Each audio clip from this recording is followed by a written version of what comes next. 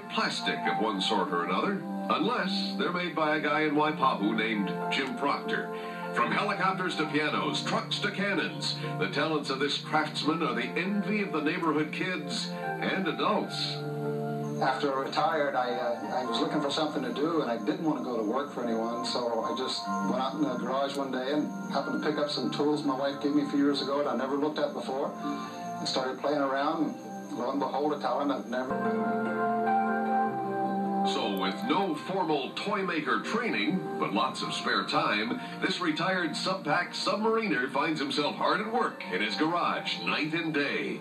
With a passion for playthings, Jim's designed over 60 different toys that seem to tickle the fancy of lots of little kids, and at least one big one.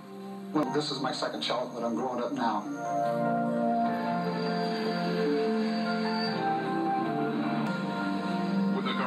Full of woodworking tools, Jim makes all his creations from scratch. After tracing from his homemade pattern, he'll cut the pieces from hand on his bandsaw.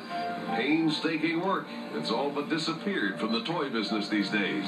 Jim won't complete more than a toy or two per day, and the more complex ones take a week.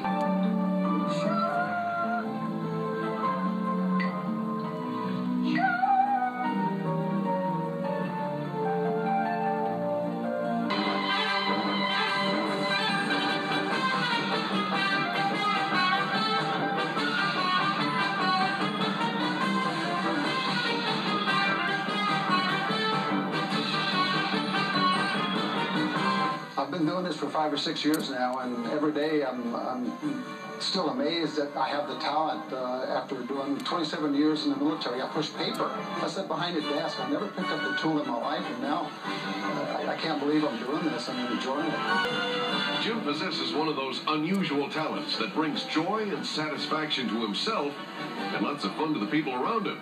He says he's thought about creating a company and going at it 9 to 5 at a factory rather than 5 to 9 in his garage. But then it's a business rather than a hobby. So to make sure it stays fun, he'll keep his cottage industry right at home, where lucky kids all over can get their Jim Proctor originals.